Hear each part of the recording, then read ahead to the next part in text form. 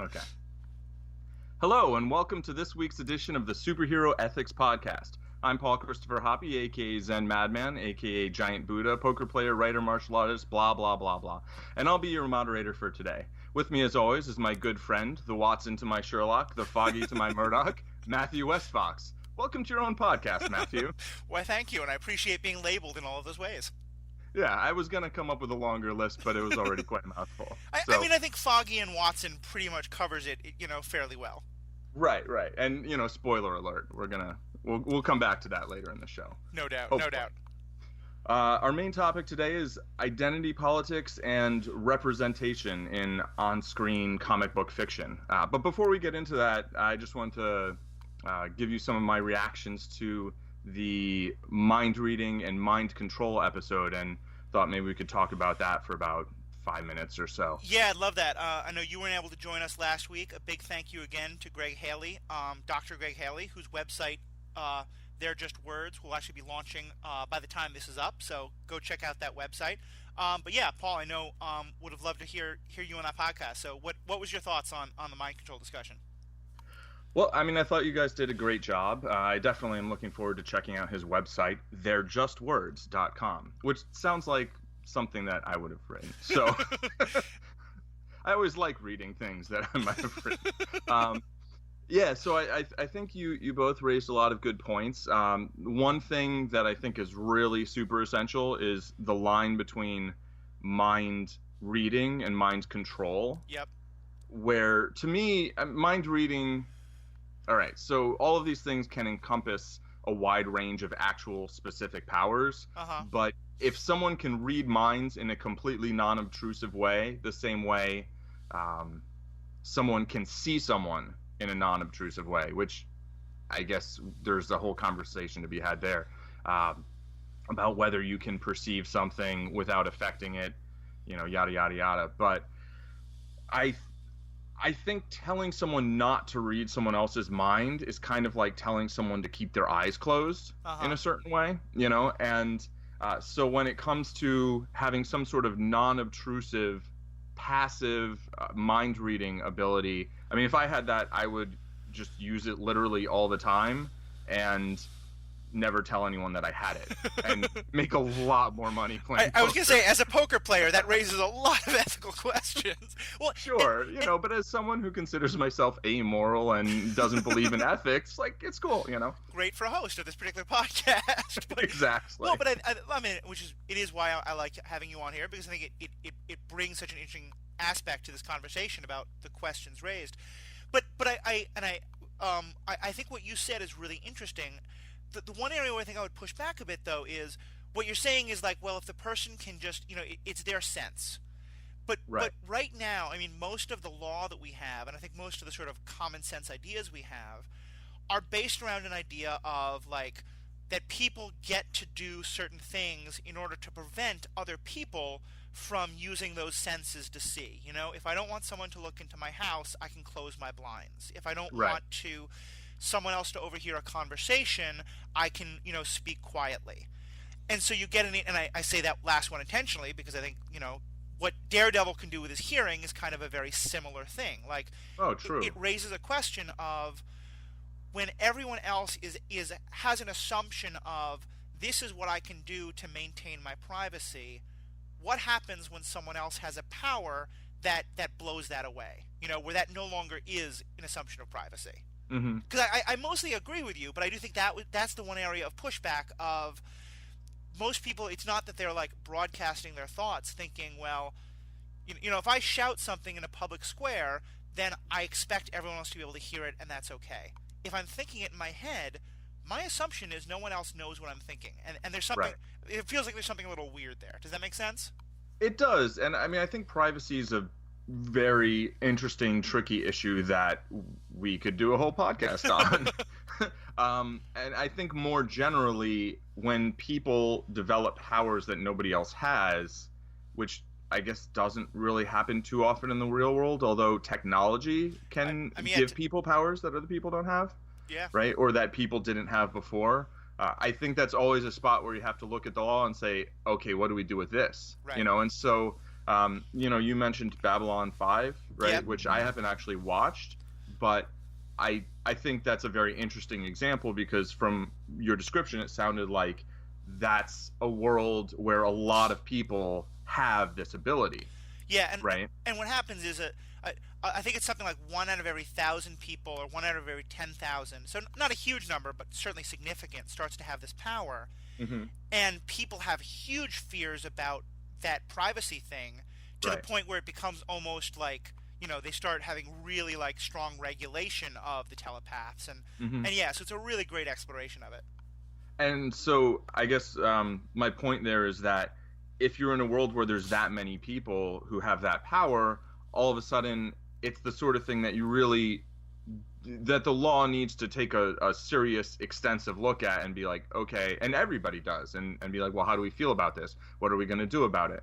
Et cetera, et cetera, et cetera. Whereas, can we use psychic screening for for vetting people coming into a country, or in trials, can we use that, right? Yeah. Whereas if it's a 1 in a million type power, or 1 in a billion, and there's like 6 or 7 telepaths on Earth, it's the sort of thing where I mean, sure, you can totally change your society and come up with a whole new host of laws regarding it, but it's just not something that any significant number of people are going to come into contact with on a frequent basis. Yeah.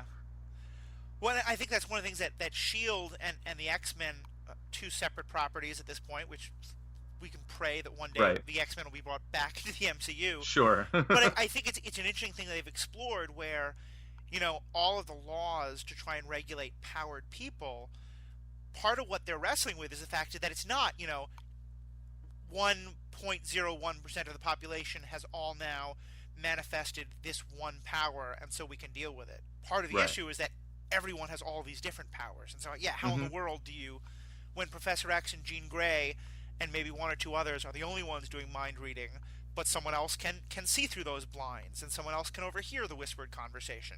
Like, Right. how in the world do you deal with that?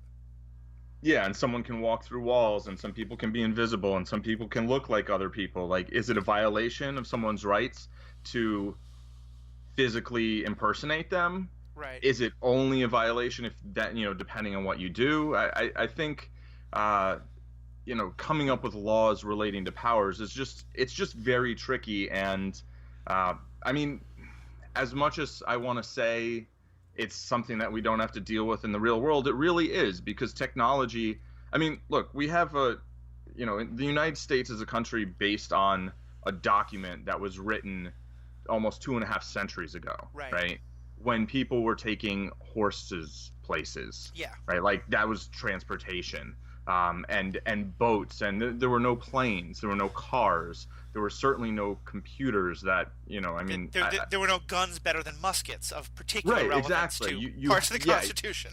yeah, you have single shot, firearms, and the world's changed so much, and so people build laws based on that, but a lot of the same mechanisms remain in place, and I think that's not great. Yeah. And people do have a fear of change, but change, I mean, change comes for you. Change Yep. happens. There's no not change. I think Greg? Is it Greg? Greg, yep. Greg. Haley. Greg. Okay, so he was saying that change is destruction, right? Yep. And I mean, that's true, but change is also creation, right? It's literally the destruction of what was and the creation of the next thing, and that's just constant. And there can be different rates of change, but even like in yoga, right, or in stretching, there are dynamic stretches and there are static stretches, where you can be stretching by moving fluidly through a position, or you can get to a certain position that's stretching and then you hold it. But these are all actually dynamic stretches, really. You're never still. Your body's not still. Even when you feel like you're totally still, all of your cells are moving, right? Right.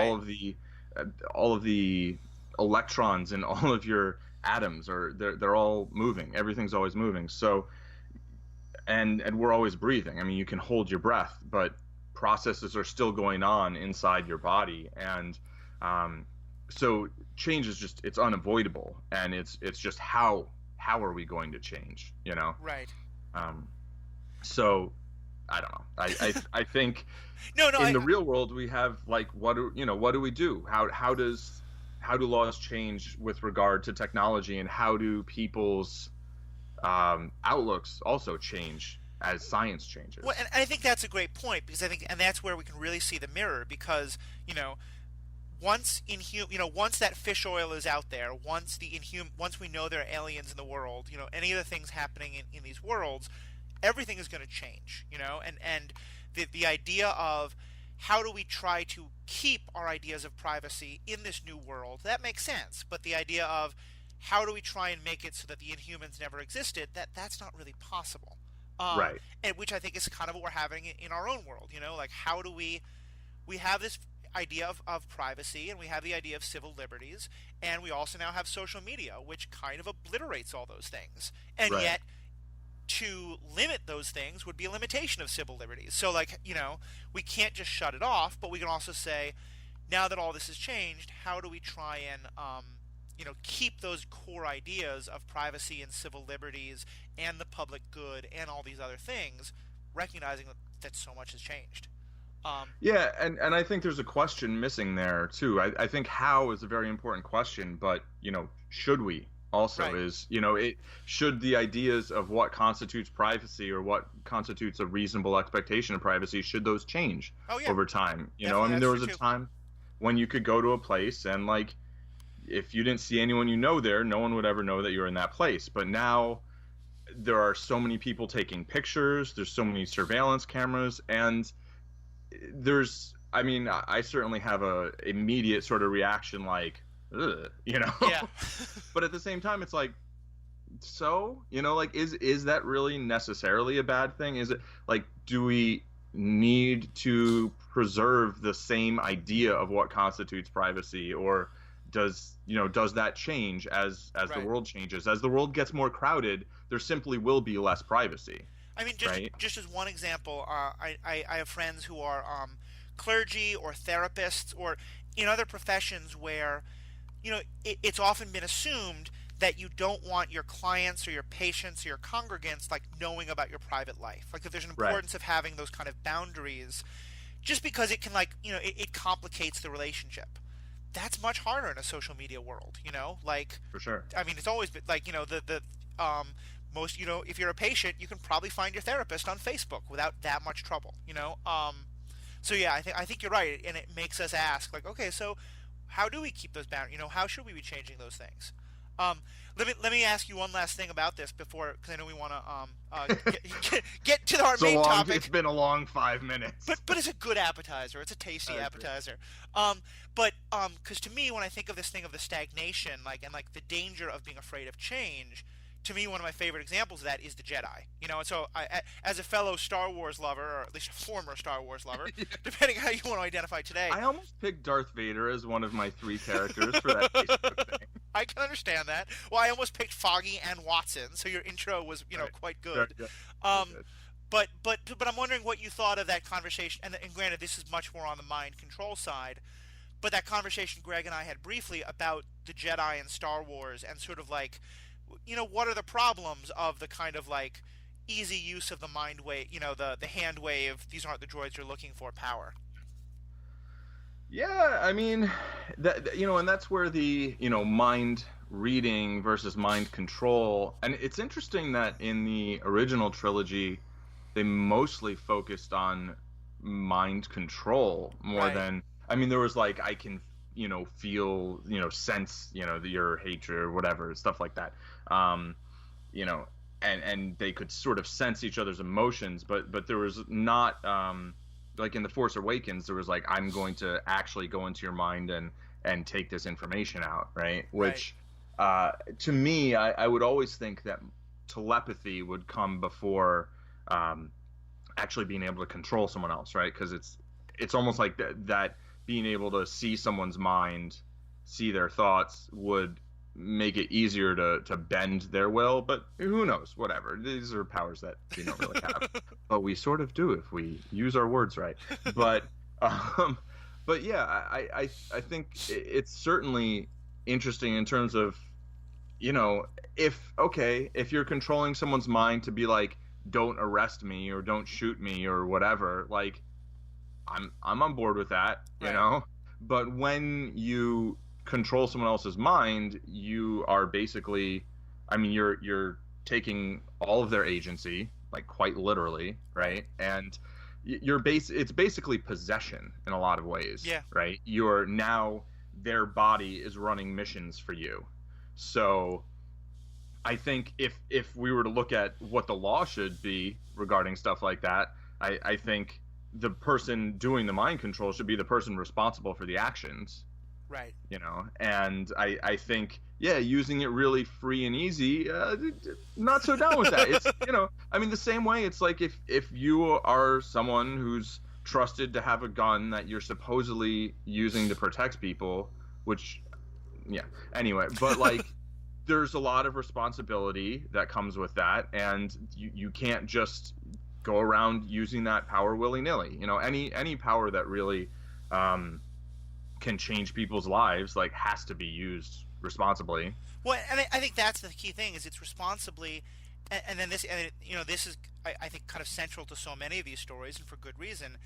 What a lot of it comes down to is, you know, if someone uses one of those powers for a selfish reason, I think we're easily going to say, okay, that's not good. You know, the question though becomes, when one person says, I'm using this power to benefit other people, and I'm the one deciding what benefits other people. You know, like Mm-hmm. in the movie, you know, Obi-Wan tells the guy to stop selling death sticks and to go home and rethink his life choices. Right. You know, and I think, like, we could say, okay, well, that you know, death stick is not a terribly subtle term. It's probably bad Right, thing, right. Yeah. due to the wonderful writing of that movie. That sarcasm there. Yeah, yeah. Just in case anyone missed it. Those could Um, be like what are those things filled with sugar? Those sticks, pixie sticks. Pixie sticks, yeah, Like, exactly. you could call those death sticks. Yeah, I You know, suppose it's a stretch. slow death stick. I mean, sugar's bad for you, man. It really, we're not going down that road. Okay. How much almond ice cream do you eat? What? It's cashew milk ice cream. Okay, Thank you. sorry. And not very much anymore. But yeah, But too much. But the point is, they're like, you know, it is still Obi-Wan deciding for this other person what is good for him and what is bad for him. You know, and I Right. just that's to me, that's where, as a kind of civil libertarian or like individual freedom person, I start to get really nervous, is the using of the power to decide for someone else what's best for them. Right. Even if, you Well, know, we could say that probably objectively it's true. well, there I think he's more thinking about what's best for other people, right? Oh, yeah, Like right, that 'cause person's customers. He's dealing them, yeah. Yeah, but yeah, I mean, I would actually disagree with the if you use it for something selfish, it's bad. I mean, I think there are plenty of selfish things you could use it for that would be totally reasonable. Whereas I think there are plenty of sort of altruistic things you could think you're using it for that would be much more questionable. Well, I specifically meant controlling another person, like the whole Yeah. yeah. No, I think there are situations where I'd be like, yeah, that's fine.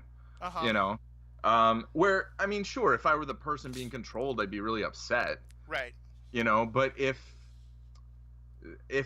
it's something that ends up having a great impact on one person and like kind of a net neutral, kind of like not much happened except they lost like 3 minutes, like, honestly, that's just not that big a deal to me. I can see it. So, like, a person is about to make a stupid, you know, choice driving a car, and you're riding in the, you know, or like you're the person who's going to get hit. You control their mind for a second to stop their car from hitting you. We're in an okay I'm realm. totally okay with that. But you sit Yeah. down at a poker table and you make someone make a stupid bet so that you win all their money. Right. Now we're talking about something more problematic. Yeah. Although, again, that gets into my not really that upset with things like theft and whatever and property rights, yada yada yada. But yeah, on a like interacting in a basic like, okay, we're going to accept that the basic paradigm that we mostly all live in is one that we're going to agree to, then yeah, I think that's a highly questionable use of the power at that. That makes sense. Okay, cool. Well, that was just kind of the Jedi part of the conversation I wanted to have. So many rabbit holes, so little time. It really is. It's like there's a lot to talk about with these shows. It's like there is. It's like we could just talk for hours. Maybe someday or 100 days. I know we've been so good about keeping these podcasts nice and succinct, but let's stop Right. talking about things and actually talk about something. So go ahead. Okay. So our main topic today is identity politics and more specifically representation in on-screen comic book fiction. Yep. But before we get into that, or this is really a way of getting into that. Luke Cage came out today. We're recording this on September 30th. And it's been out.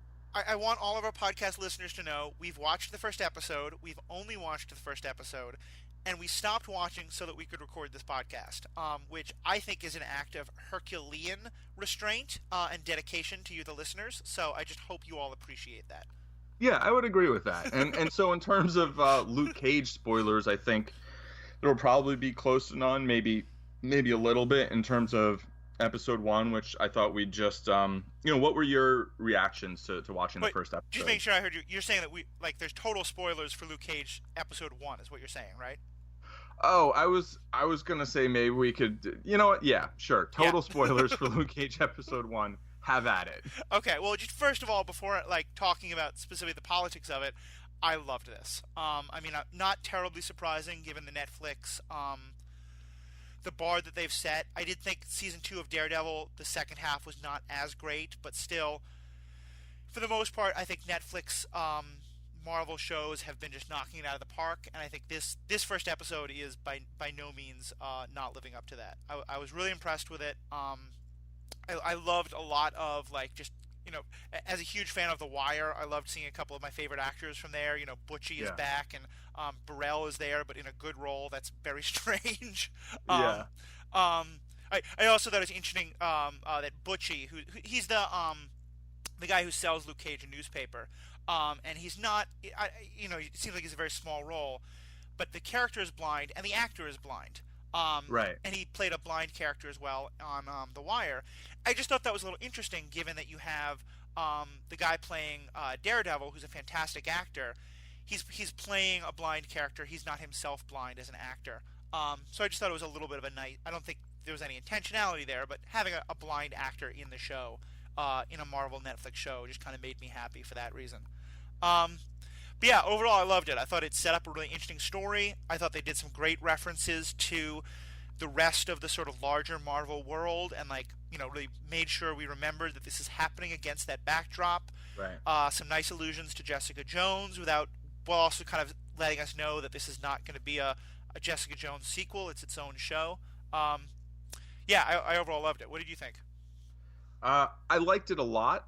The first 5 or 10 minutes, there was a little bit too much expository dialogue for me, and you know how I am about that expository dialogue. Yep. That was one of the things that I liked most about the first couple episodes of Daredevil, that I think threw some people probably, but they were just like, yeah, this guy's got powers. We're not really going to explain it too much. Yep.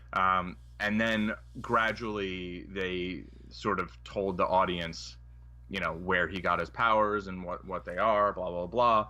But I really liked that not particularly bothering to explain it, and I probably would have leaned towards doing that in Luke Cage as well, particularly since he's already been in a series, right? And so I think a lot of people already are familiar with the character, but maybe a lot of people aren't. Maybe there's some lack of crossover in the audience, or people who are just like, well, I'm going to watch Luke Cage, but I didn't watch Jessica Jones, which, by the way, I think would probably be fine. I don't feel like there was anything that I saw or learned about Luke Cage and Jessica Jones that I needed to know in order to enjoy, episode 1 of Luke Cage. No, I think that's true, and I think, and we'll get into more of this when we get into the sort of identity issues. I was thinking about that, and I think there was something intentional where, they're marketing this as the show that is about the black superhero, and it's set in the black world in some, I thought, really wonderful ways.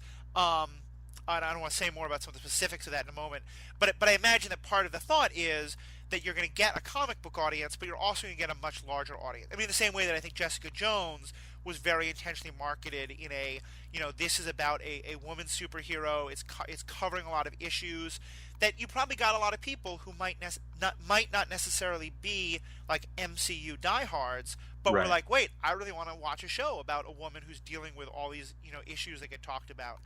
And I imagine the same is going to happen with Luke Cage. Yeah, I So think so too. And I just specifically, like, I know a number of people, probably all women, but maybe not, who kind of stopped watching all of the MCU stuff, like watched the first few and then were like, okay, that's enough comic book stuff. But yeah, then watched Jessica Jones, yeah, I despite maybe not watching Daredevil. I think that's definitely true. Um, but yeah, we can definitely talk more about that. But any other general thoughts about Luke Cage, the first episode? Yeah, I mean, I felt like it built up steam a lot as it went on. I liked that it took its time. I really did like the feeling of, like, this is Harlem, Yeah, the same way. And like, that's not, like, maybe it's kind of not really Harlem so much anymore, yeah. you know? It felt very, and I was reading a little bit about the intentionality of this. It feels a lot like the Harlem I grew up just on the edge of what is Harlem, but often like Right. spent time there. Yeah. It feels like the Harlem of my childhood. And Mm-hmm. it also, slight continuity issue.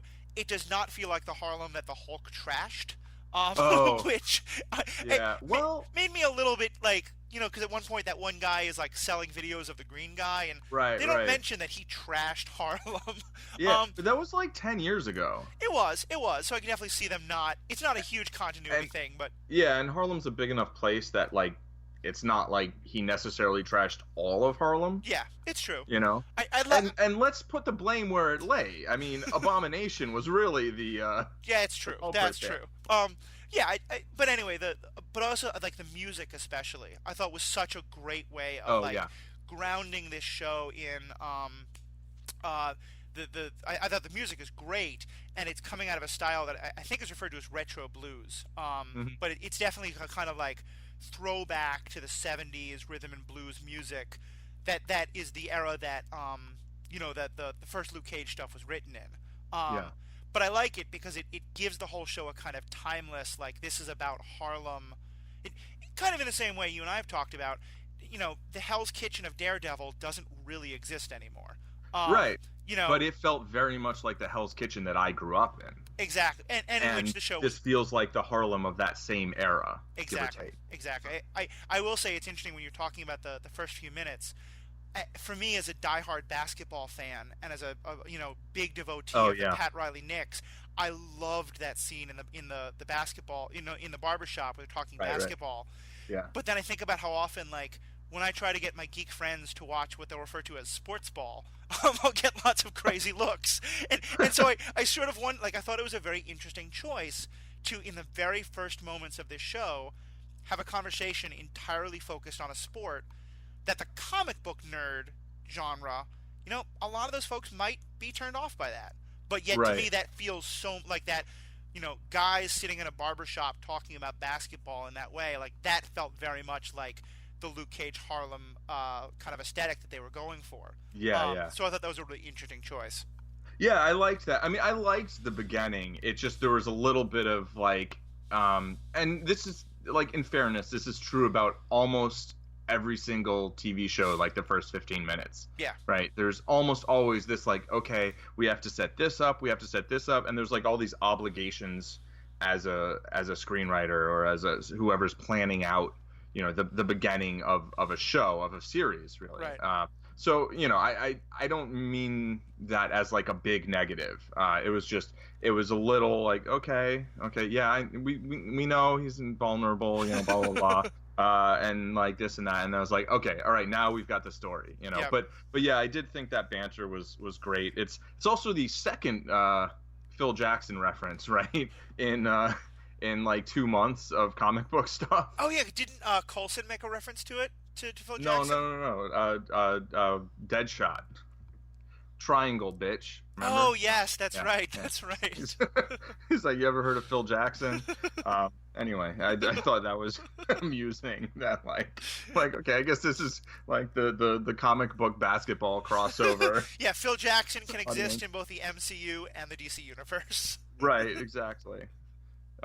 Yeah, so so we know that much about these worlds because there's a lot of things that I think we assume are the same in these worlds that aren't necessarily the same in these worlds. Right. You know? I mean, just if nothing else, the geography. Like, Yeah. in the Marvel universe, it's much more specifically like the geography is the same. In the DC universe, some of it is, but then you have all of these like made up cities that don't quite fit.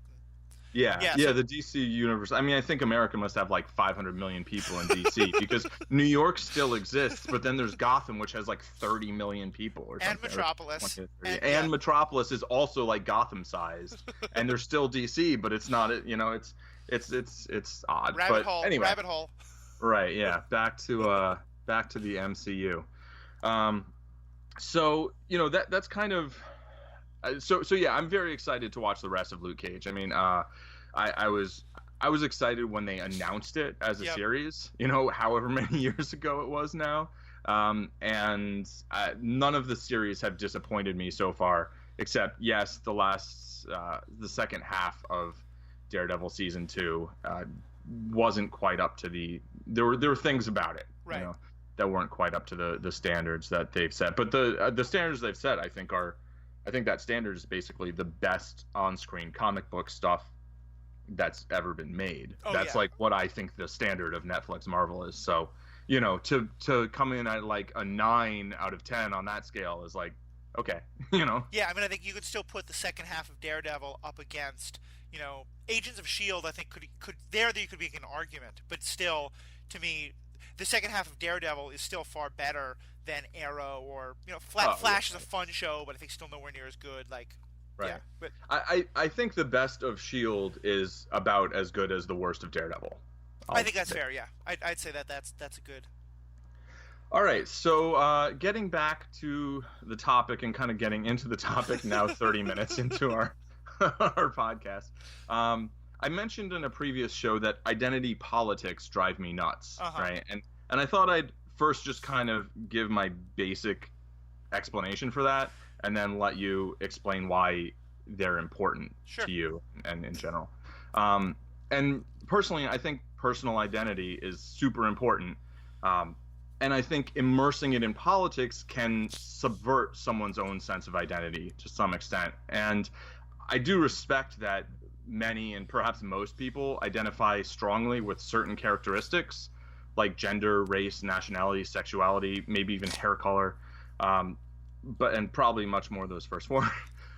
But I also reject the notion that everyone identifies with those particular qualities, and particularly that a lot of the time, I do think, and you've helped me understand this, right? That I think it's very important to understand how other people might perceive you based on those qualities. Right.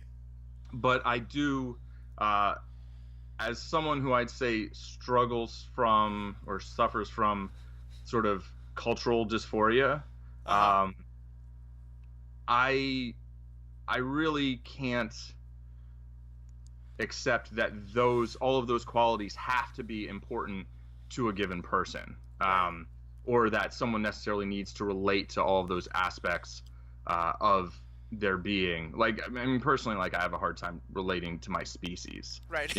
Like, I mean, I'll constantly just be like, humans, No, and I get that, and so there's a couple things I would say, and the first thing I would say is, in some ways, actually, I think I agree with you more than you might originally think, because I think part of what you're talking. Well, let me back up a second, because I would say I do very strongly believe in identity politics and the importance of identity discussions, and especially around something like Luke Cage. Because to me, I think as a white person, there's an element to the Luke Cage story. Luke Cage is telling a story that I don't necessarily understand, and that I don't necessarily So, well, I can understand, but I certainly don't relate to, and that it's Right. a story that, like, I think it's important for someone who comes from that kind of, who might better be able to relate to Luke Cage to see a superhero who looks like them. I mean, just that very basic thing, I think. Right. Right. But to your specific, I think, but to me, I think one of the biggest reasons why people have so many problems with the way identity politics are perceived is that you have on the one hand, to me, the idea of identity and all the things that go around it, specifically privilege, that I think is such an important concept, and cultural appropriation and all these kind of things, are incredibly nuanced, incredibly detailed things that are then discussed in a 140 character limit social media world. Yeah. Because like what you were saying, like you were talking some kind of absolutes that I don't think actually most sort of like practitioners of identity ideas really would believe. Right. But it's hard to explain that nuance in 140 characters. And I mean, to me, Black Lives Matter is kind of the perfect example of this. Like, Yeah, for sure. Black Lives Matter doesn't mean white lives don't matter. It doesn't mean Right. yellow lives don't matter. It means, hey, we're currently living in a world where all lives should matter, but the current power structure and policing and social situation means that black lives are devalued due to a whole wide range of very subtle, very unconscious things, and we want to change that. And while we're changing it, we don't think that black lives should matter more than anyone else. We just think they should matter as much as someone else. I don't even think that I just gave the best possible explanation for it, but that certainly doesn't fit on 140 characters. It doesn't fit on a billboard. It's definitely better than a tweet or a meme with, an image of a famous person and then about, 100 words. Right. So I just wanted to start there by saying I think part of the extremes that you're talking about, I think that there are some I think you're right somewhat there. I think in that going to those extremes is problematic, but I think that sometimes it's a misunderstanding to think that we're going to those extremes. But the other part of it is the reason why I think this stuff matters is, let me just give one example for me. Yeah. I am a white person. I'm a straight person. I'm a cisgendered person. I'm Christian. I tick off quite a lot of the boxes of like traditional world. Right. What that means is when I go to the movies, when I go to watch television, I'm probably going to watch someone who looks like me. And I don't have to think about it. I don't have to go say, I'm feeling kind of down about myself. I'd really like to go see a movie where someone who looks like me does good things. Like, right. I just could always take that for granted. But I'm also a disabled person. I spend a good part of my life in a wheelchair because I lost my leg about almost 20 years ago, and so I have a prosthetic leg. And that hasn't always been part of my identity. It became part of my identity when that happened when I was 21. There was a TV show named Glee, which had a character named Artie, who was a character in a wheelchair. And the TV show is silly and ridiculous, and I loved the first couple seasons. Later seasons it got really bad and kind of problematic in a lot of ways, especially on sexuality issues.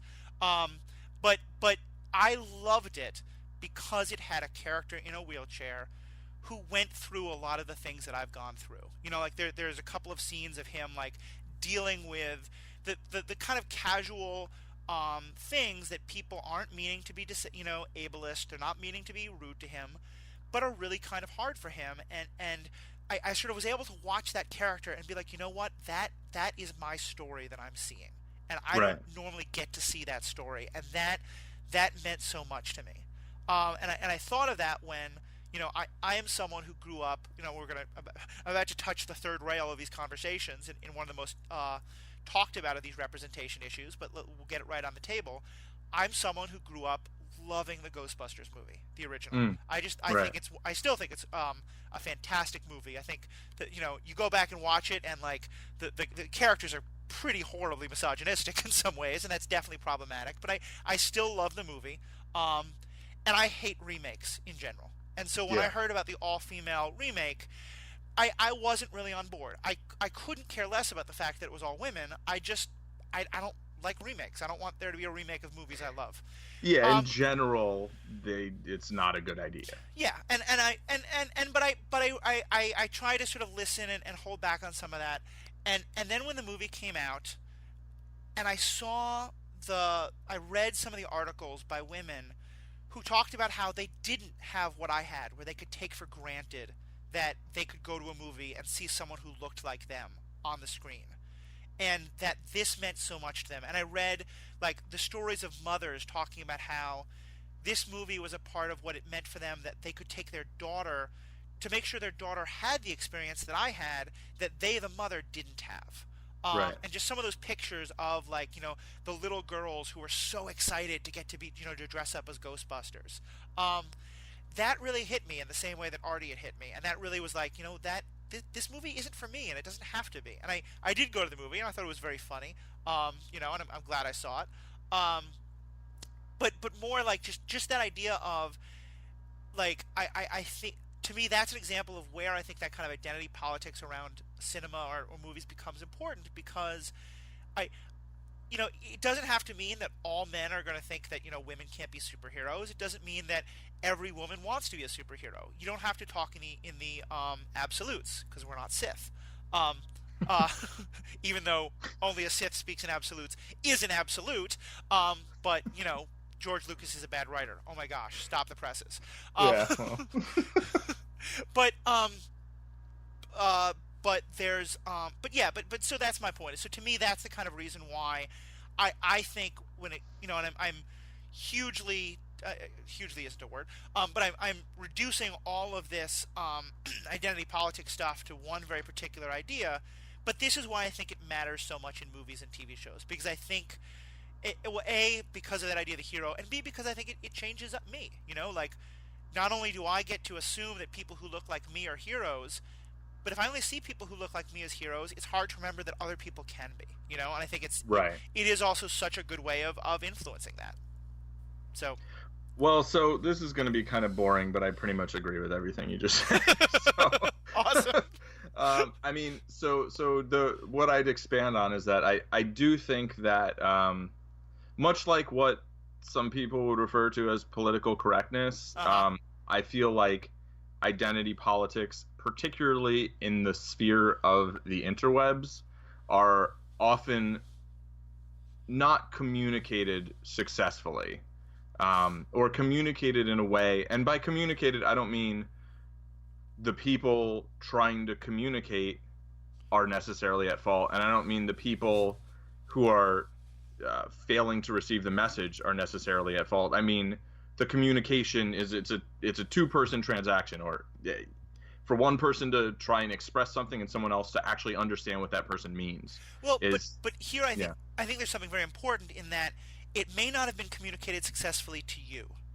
That doesn't mean it wasn't. I mean, that's, I think, part of both the great thing of social media and the terrible thing is sometimes people put social stuff on social media that is meant for particular audiences, but it's also broadcast to everyone. Yeah, that's definitely a complicating factor.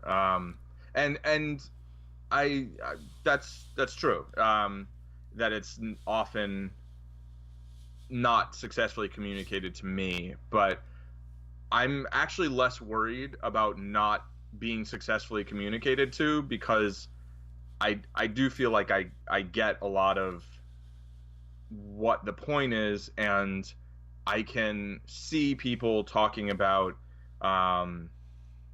like how the particular use of language might reinforce certain negative stereotypes or even positive stereotypes, or just stereotypes, and thus, I mean, they're all kind of negative, right? Like the existence of stereotypes, but that I feel like I can sort of see the nuance through sometimes what is a lack of nuance in terms of communication.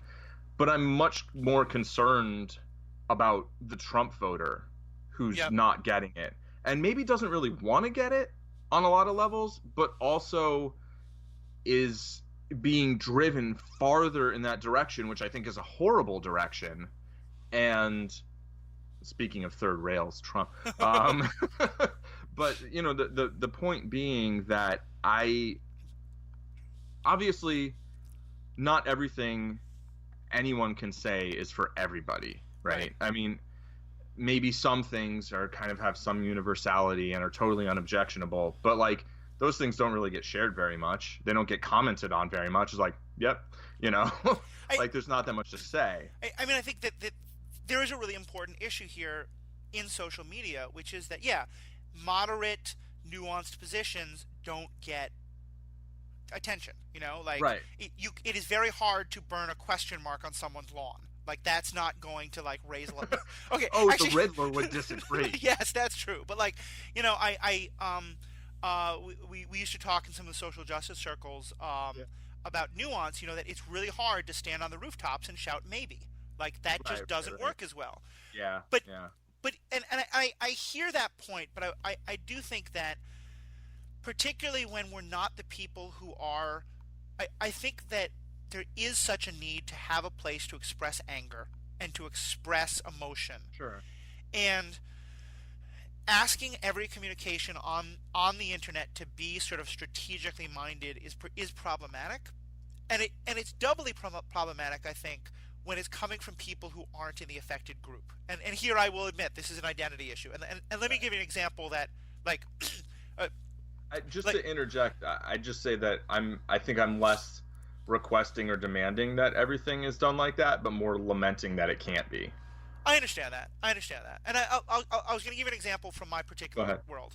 You know, I'm part of some like social media, you know, connections with other people, disability advocates. I've done professional disability advocacy and as a volunteer at various points in my life, and it's an issue Hmm. that I care a lot about, obviously because it affects me personally. Right. Um, and there have been days when I've come home and I've put on something like Facebook or Twitter, something to the equivalent of, "Goddamn able-bodied people offering to help me with my wheelchair.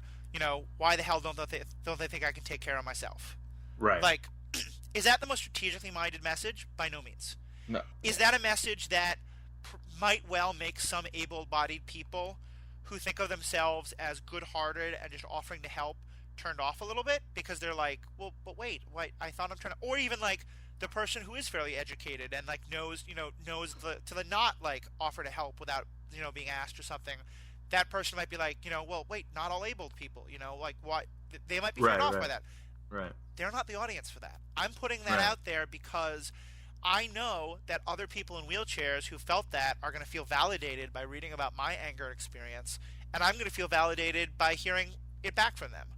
Right. And but I don't want it to necessarily be, um, you know, I wouldn't necessarily want it to just be like in a disabled only, you Right. know, group, because Like I a do group. think Right. that there is I think like anger does have some value, you know, and I do think there is a way in which some people will Join like. me, and together.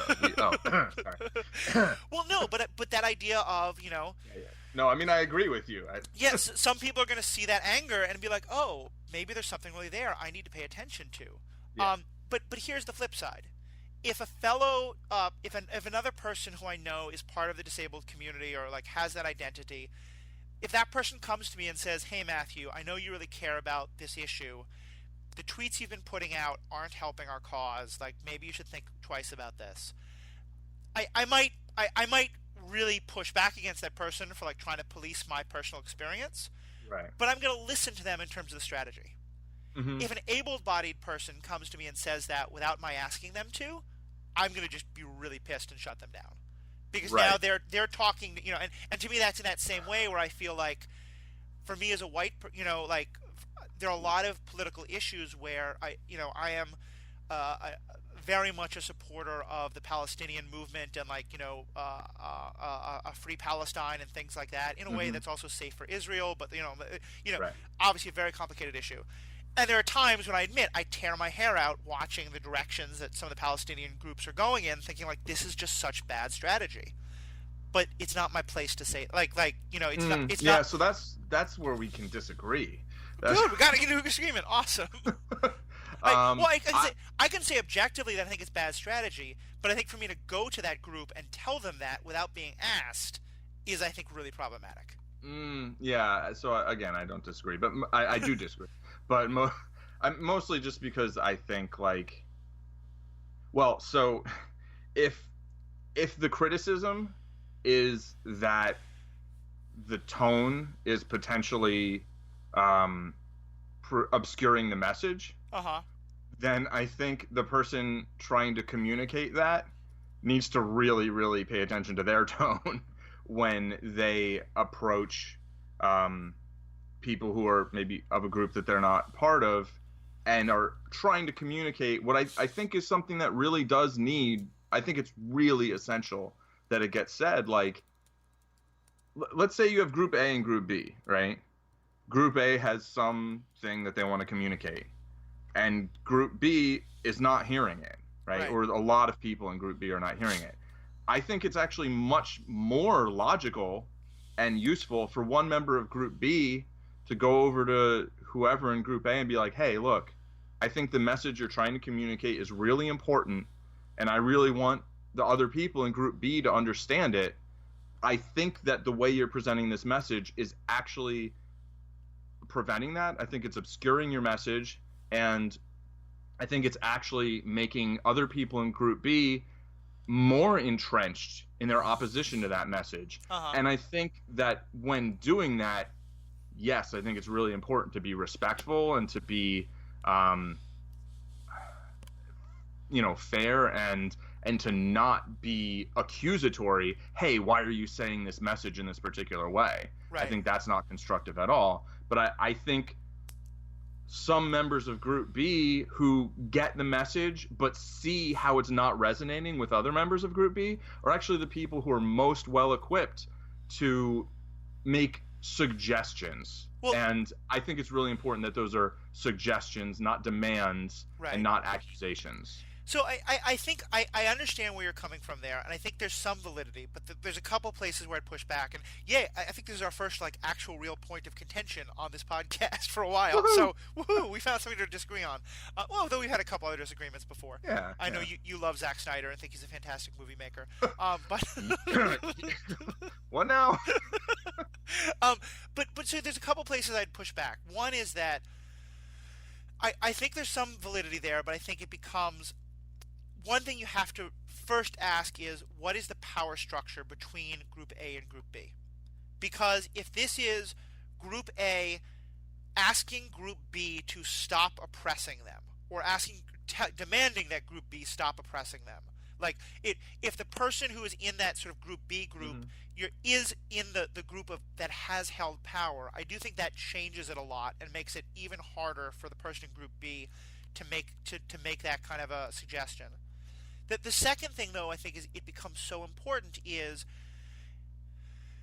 part of what you're saying is that the person in Group B knows what the message that Group A is trying to convey, and there's that, not always, but that is often going to be a lot of it. There's often a lot of assumption on the part of Group B to do that, and I think that's where again it can get into a lot of danger, because Group B might not be fully understanding what that message that Group A is trying to say, because sometimes it might be, no, the message we want to say is that we are far too pissed off to have a logical conversation. Right. And I want to just give one example to tie it back to the show. I'm guessing you probably picked up on this as well. One of the things one thing I love about Netflix TV shows is their opening credits. I think they do opening credits so well. Yeah, they're really good. It's just a great thing that they do. This one I thought was no different, really set the tone. And they showed a couple of times street signs in Harlem. And one street sign they showed 3 different times was Malcolm X. Yeah. I forget it's Avenue or Boulevard or whatever. What they didn't do is show Martin Luther King Boulevard, which very often in shows about Harlem, you'll show moments where you'll show both of those signs. I don't think it was at all unintentional that we saw Malcolm X 3 times and we did not see Martin Luther King. Right. Because to me that's when Malcolm X was gotten started, or throughout his whole career until his murder, people were saying to him exactly what you're saying. You're too angry. We can listen to Dr. King. We can't listen to you, etc. But in actuality, I think as we look back on it, we can recognize that his message. Well, first of all, as he said himself, he wasn't talking to white people. He was talking to other black people, and his message had so much more resonance for black people because of it. But that there was also a lot that white people could learn from that. So I guess that and I think it would have been very easy for one of the white people who was working with Dr. King, who really believed in the civil rights movement, to want to say to Malcolm X, listen, I get where you're coming from. I hear you, but I think you're turning off more white people than you're helping. I understand where that's coming from, but I still think it's problematic because I think there's an extent to which you're never really going to fully know what that message is supposed to be. Now so go ahead. I've said a bunch. Well, almost never. Let's not speak in absolutes. Okay, yeah, because if then that's, I mean, if that message isn't even for people of that other group, then it's just irrelevant. Then it's like, hey, well, what you're saying isn't really getting through to people like me or whatever. And then the answer is just like, yeah, okay. So I mean, well, that's just a totally different circumstance, really. But I think there's two things. I don't think it's irrelevant.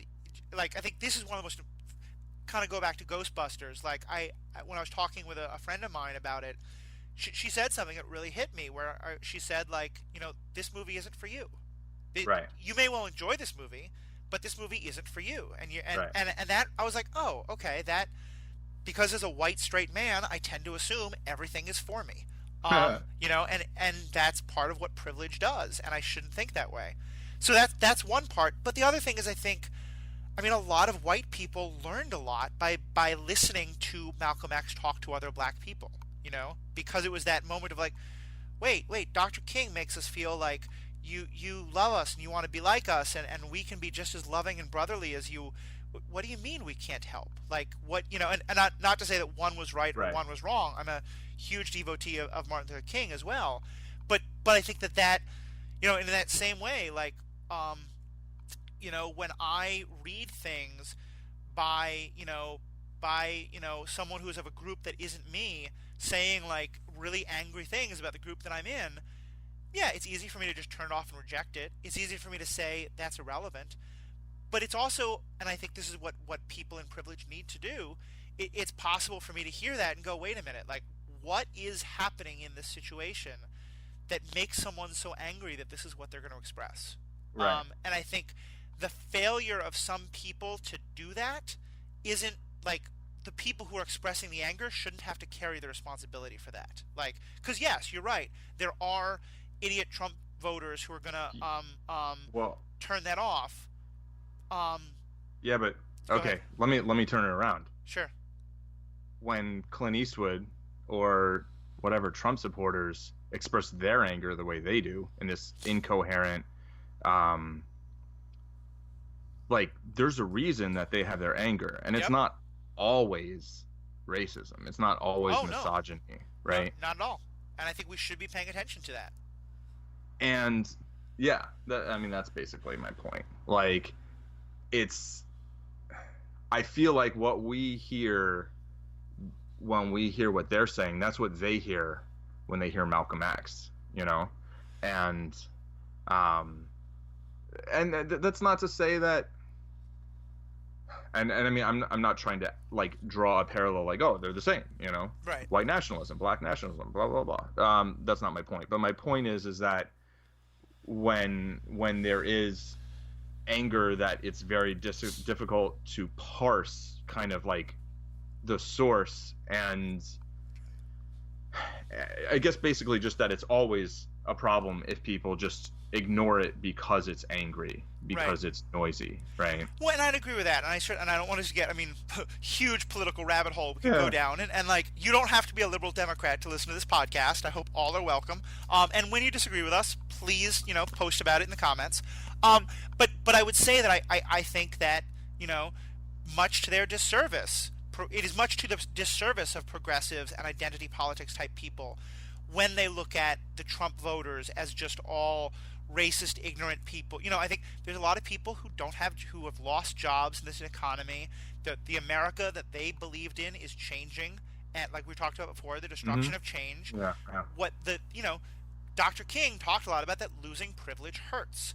And I could talk about this in the last podcast, and that anger and that pain shouldn't be, it shouldn't be validated. Well, no, it shouldn't be like it's not a reason to stop things, but I think that the fact that it became very easy for progressives to say, oh, white men without college degrees are rednecks, so we're not going to care about them, means that, yeah, you don't listen when they spout racist homophobia, but it also means you don't listen when they spout about, like, we're upset that our factory closed and we have no jobs.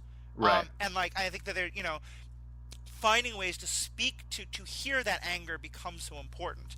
But turning it back to the other side about how do you reach them, here's where I think a show like Luke Cage is so important. Because I think there are people who, I imagine that there are a lot of people, and there's no evidence I have to back this up, but this is sort of my understanding, and some evidence that I've seen. There are the comic book geek world has an awful lot of people on all sides of political spectrums. I will go to my local Magic the Gathering shop or a comic, get into a discussion about things, and I'll hear a lot of people who have some pretty negative feelings about Black Lives Matter, who are pretty solid in the geek world. Those are people who I believe are going to watch Luke Cage and probably really enjoy Luke Cage. And Luke Cage has a huge Black Lives Matter sign right above the show. I mean, not literally, but like that movement is obviously deeply entwined into the entire show. Yeah, and I mean, right in the first episode, they mention it. Right? Yeah, they mention it, and that last image, he puts the hood over his head. He's walking down the street as a black man wearing a hoodie. Yeah, like that is such a. And I read an interview that the creator and the actor both said that was a very intentional, like Trayvon Martin reference. Yeah. And I mean, I don't know if this was after doing something good and helpful. Yeah, exactly. But also think about it. Like, sure. Imagine the police show up just at what are they going to see? Right. A black man in a hoodie and a Chinese restaurant that just got just like obliterated. And also what's his power? He's bulletproof. Yeah. I think it's the actor who said that would be useful. Yeah, I think it was the actor who said, that what does a black man in America want more today than to be bulletproof? Right.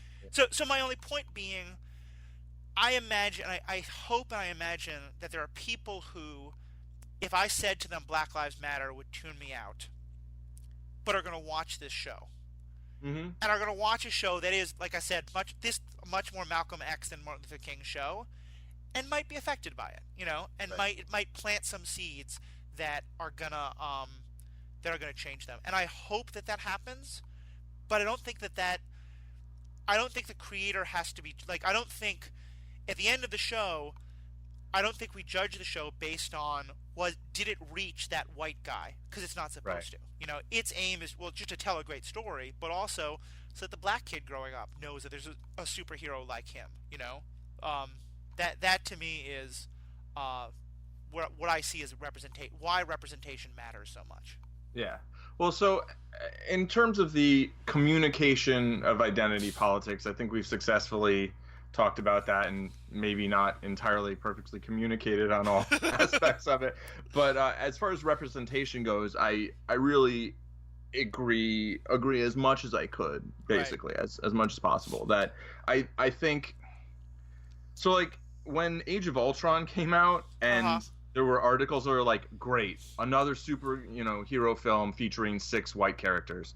And like, I found that really frustrating, because whenever, like, every time there's a movie made with like a white dude, like, I don't feel like it's really constructive to be like, another movie with a white dude in it? It's like, but when then there is something made that's not that, like, I think it's definitely worth celebrating that. Right. And the increase in representation. And the thing about Age of Ultron that was it was like, did you watch the movie? Did you get to the end? Like, spoiler alert, like, that's not how the Avengers stay. Like, the story, and as much as I know, like, we don't have quite the same review rating on that movie. Like, I kind of think Age of Ultron is the story of how the MCU becomes a much more inclusive canon, or what, I don't know, what do you call it? Universe. Yeah. Well, and I'd say here there's 2 things, which is that, first of all, I can agree with you that I can lament the social media. And there's actually an article, one of the first podcast articles I put up about this a few months ago, was on the like, can we watch the thing before we attack the thing? Right, right. And I do think there's some relevance to that. But I also want to go to the flip side of the. I respect the, and this is kind of, I think, kind of what I was saying with that wheelchair example. Like, the thing is that when you and I don't feel a particular kind of anger, I think there's a particular like problem in judging the person who does, and the like. I don't know what is going to be someone else's breaking point. Like to give that example, like I think I kind of imply this, but just kind of outright state it. Like I think many people in the disabled movement today would say, like, if you're a person in a wheelchair, like, let a person ask for help before offering, often, because like it just it just does, it implies a sense of like this person can take care of themselves, etc. If one person asks, and same, like I often ask people like not to use the word lame around me because I feel like it's sort of a like, I mean, to say, oh, that's so lame, as in lame is bad, it's kind of like saying like that's so gay, and like there's nothing wrong with being lame, there's nothing wrong with being gay. So let's say like I'm rolling down the street and a person offers to help, and he's the first person who offers to help. I'm probably going to politely say, thanks, but no thanks, I'm okay. If 10 people have offered to me in the last half hour, which has happened, I'm probably going to be very polite to the first person. I'm probably going to snap at the 10th person. Yeah. And what the 10th person did is no worse than what the first person did. And I will probably feel a little guilty about that, but I don't necessarily think it was a bad thing I did, because the thing is that it's that this is what the concept of microaggressions is. Like, it's that 10th person is part of a larger pattern which has been building up and building up and building up, and to ask me to sort of ignore that and to treat each incident on its own is just as problematic. In the same way, I feel like, yes, would it have been better for people to watch all of Age of Ultron and understand that it isn't necessarily the movie that they think it is? I mean, I would say no, because I think it's a bad movie, but that's another question. But like, yeah, I can see where you're coming from. But I can also see that for someone who is like, they already had that microaggression of so many movies like this, that frankly all they need to do is see the poster for Age of Ultron, see it all be white characters, and just kind of roll their eyes and go, God damn it, why is it another? I can't really blame them, because it's that same idea of like there's just so much that's been built up. Which is not to say that like I don't think we should stop making movies about white people, but just that I think that it's the reason why we feel that way is because it has been so one-sided. And so the answer isn't to stop making movies about white people, it's to start trying to make a lot more movies about a lot more people, and also to let a lot more people make movies. I think that what I don't think it's at all coincidental that Luke Cage is created by, and as far as I can tell, almost entirely written by people of color. That first scene in the barbershop is amazing because like there's no white people. It's like it is right. It's not. I mean, almost the entire first episode, there's like basically cops and the guy at the Cottonmouth's his like manager or whatever. Yeah. And but it's very few white people, and I think that's great, because I think it so I guess that's where I'd come down to that Ultron thing is the like, I think it's better when people can watch it, but again, if they're angry without watching it, I'm not going to blame them. Okay, well, this is me not getting in an argument about microaggressions, and instead moving on to talk about so I do think that like positive representation, and by positive I don't mean, I think it's just as important to have villains and heroes of all races, genders, orientation, nationality. And one thing that I think Luke Cage might, so what are you saying? Right, so you were saying how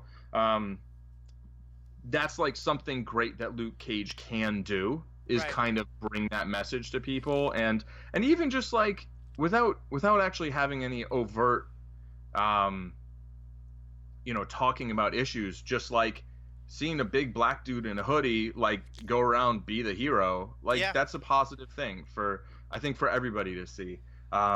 And the thing that, so that's something good that Luke Cage can do, right? But I don't think it's something that it has to do. Yep, and I agree with that. That's one thing where I think, like, I would hope that the show's creators, showrunners, like don't feel this like added sort of burden of responsibility that um like this is the black superhero show. Right. I mean, it is actually technically the second. Right. There's an animated one, Vixen, who's a DC superhero who's African American. I mean, I think she actually was maybe born. I forget her entire story, but it's like a short one, and then she's in a crossover on Arrow. Right. But like this sort of trans. No, go ahead. I was kidding, and I not to get into another rabbit hole, but there are some pretty racist ideas around the Vixen. The Vixen character being like a black woman who's, kind of the jungle woman who has control of animals and stuff like that. And, right. But I definitely hear your point, and I would say that I totally agree that asking any show made by an oppressed group or a person of color or whatever like that to carry that burden isn't fair. And here's what I think is a great, look at Jessica Jones versus Ghostbusters. Mm-hmm. Jessica Jones is a show about a woman superhero that very, straight ahead takes on the issue of sexual violence, Right. and wrestles with it, and does a really, really wrestles with very important issues relating to women in power. Mm-hmm.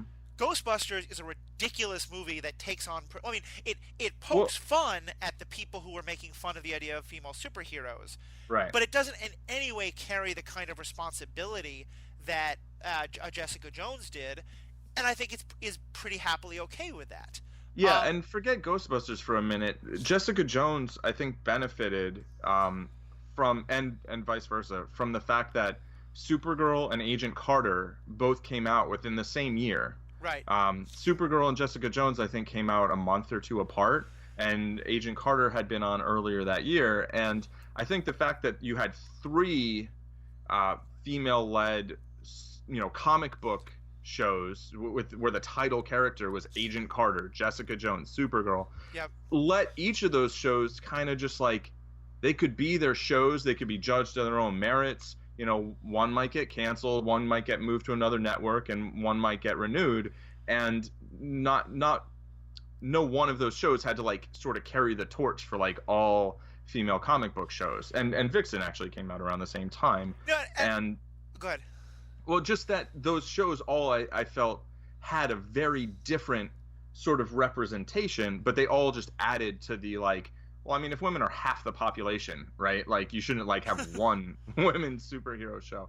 But also that then no one of those shows had to be like, this is the one carrying all of that weight. No, and I think that's true. And I think there's a lot of debate about I think I have a lot of problems with Supergirl because I think in some ways I think it doesn't have a very good feminist message in some ways. But that's again I think that's exactly what you're saying is that these things don't have to. Right. When there is and I'll give you another example to go back to Age of Ultron. Honestly, the thing that I just thought it was a bad movie, but what bothered me sort of like in terms of these issues most about Age of Ultron wasn't the racial makeup of the team. It was the Black Widow, Natasha's storyline. Not even that, but the her. Sort of in this real confession moment saying that she can't have children and thus, like, she feels just as broken as Bruce does. Yeah. And here's the thing, like, if this is a word, like, yes, pregnancy and infertility are real issues that should be dealt with and talked about. But they're also, like, there is so much social pressure for thousands of years that tells women that their worth is fundamentally based in the idea that they, are baby machines. If this is a world where there are 5 different strong female characters who are heroes, not just superhero in the broad colloquial term, right. Even sometimes super spy or she doesn't have superpower, right? If there are 5 women like that, and one of them is dealing with this issue of her being sterilized and what that does to her value, I can see that, and I think that's an interesting story to tell.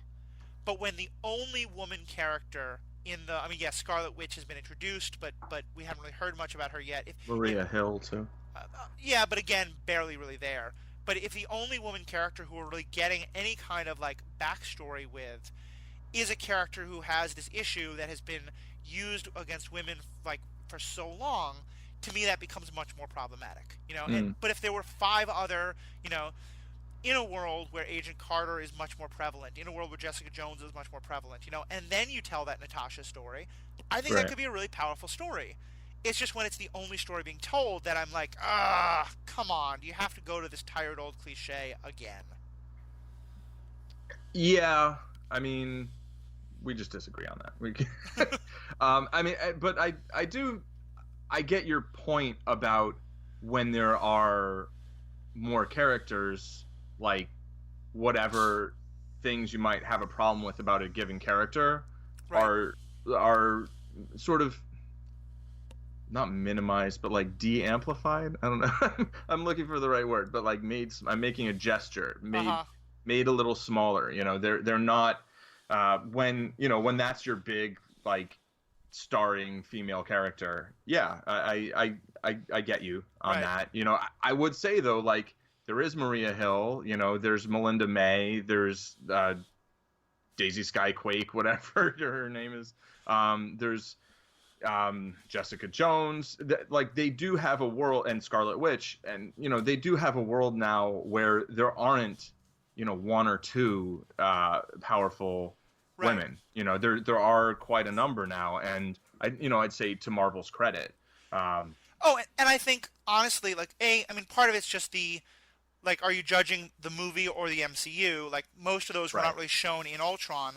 Right. But I'll also say, I think even just in a few years, if Ultron was released today, that storyline would probably bother me less. It would probably still bother me a little bit, but it would probably bother me significantly less. Because you're right, we do have, like, May has now, from Agents of S.H.I.E.L.D., we have a very complex storyline for her that has nothing to do with these issues at all. And same with Daisy, and same with other characters. Mm-hmm. Yeah, and that I'd say, context matters, yada, yada, yada. I buy that. That was part 1 of Superhero Ethics Podcast on Luke Cage and identity. Stay tuned for episode 2 coming soon. Meanwhile, you can find more of our podcasts and our blog at superheroethics.com, or by finding us on Twitter or Facebook at that same name, or by searching iTunes for Superhero Ethics. Thanks, and stay tuned. Oh, are we... You have to say rolling. Oh, sorry. We've been recording this whole time. What? All right. Yeah, I'm searching for outtakes. Yeah, I guess you can edit this part out.